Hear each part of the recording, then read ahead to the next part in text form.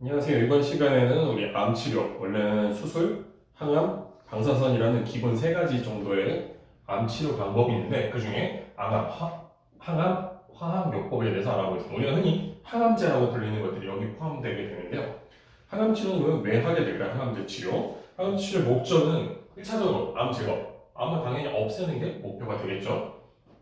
또 하나는 조작. 완전히 없애지 못하지만 그래도 어느 정도 억제하고 수술 후에 보조를 한다든지 아니면 수술 끝나고 추가적으로 해줄 수 있는 방법을 할 수도 있습니다. 완화는 더 이상 어떻게 처치할 수 없지만 그 암덩어리가 너무 우리의 관을 막고 있었다든지 아니면 너무 지나치게 커서 옆에 장기를 누른다든지 했을 때 항암제를 통해 암세포를 줄이게 하는 완화요법에 의한 목적도 있습니다.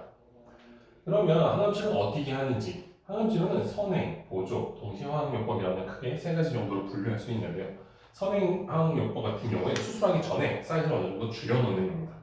보조 같은 경우는 수술 끝나고 난 다음에 전이재발 목적으로 전이재발을 방지할 목적으로 몸에 떠다니는 암세포들을 없애기 위해 존재하고 있습니다.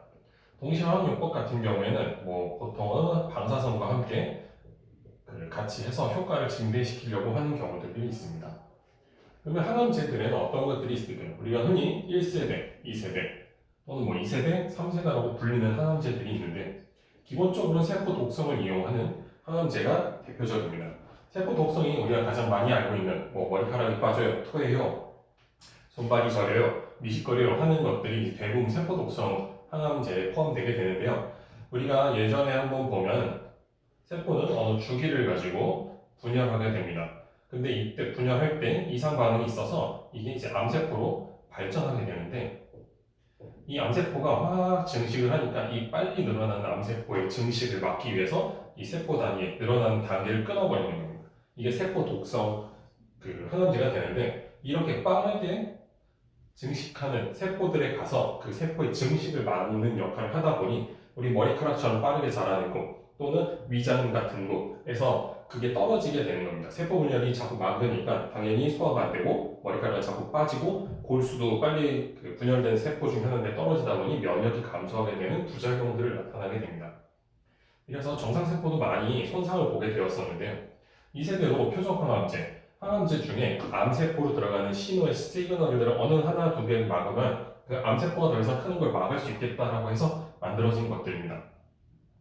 항암을 받아보신 분들은 많이 알겠지만 대표적으로 많이 알려진 것들은 글리백, 퍼셉틴, 아니면 이레사, 페사바 같은 약들이 여기에 포함되게 됩니다. 근데 문제는 표적항암제 같은 경우에는 어떤 특정한 경로를 막다 보니까 그 경로와 연결되어 있는 곳에 부작용을 나타내거나 또는 이 암세포에 이어져 있는 시그널과 기전들이 너무 많다 보니 어느 한 군데 처리한다고 해서 다른 곳으로 들어가 버리는 것까지 막을 수 없는 단점이 있었습니다. 그래도 보조로 사용한다든지 했을 때 도움이 많이 되고 실제로 특정 회로를 기전을 막았을 때 패스웨이를 차단했을 때 생기는 효과가 있는 약들도 있어서 현재 같이 사용되고 있습니다. 거기에 조금 더 발달을 해서 면역치료제, 요즘 많이 각광받고 있는 면역치료제가 있는데요. 암 같은 경우에는 우리 몸의 정상적인 면역 기능을 피해 다니는 어느 정도의 능력을 가지고 있습니다. 왜냐하면 암세포는 정상세포에서 벗어났기 때문에 우리의 몸에 면역체계가 이거 비정상 세포는 없애라고 하는 신호를 보내야 하는데 암이 이 면역세포에서 오는 그 시그널들을 차단시키는 회피 기능을 갖고 있는 겁니다.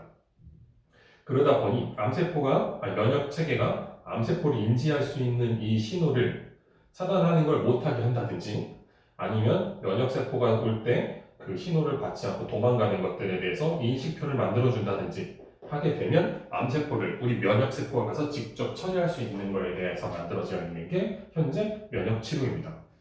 면역치료 같은 경우에 효과도 우수하고 좋은 걸로 알려져 있지만 아무래도 여기에 딱 적합한 환자군이 아직은 많지 않아서 한계를 좀 가지고 있는 편입니다. 아직까지 항암제요법에 대해서 모든 게 완벽하지는 않습니다. 하지만 아직 현재 나와 있는 치료법 중에는 항암제를 피할 수 있는 게 쉽지는 않은 게 현실입니다. 그래서 저희 같은 통합암 치료하는 곳에서 부작용 같은 관리도 같이 하게 되고 그리고 더 중요한 건 항암제가 마무리를 해야 됩니다.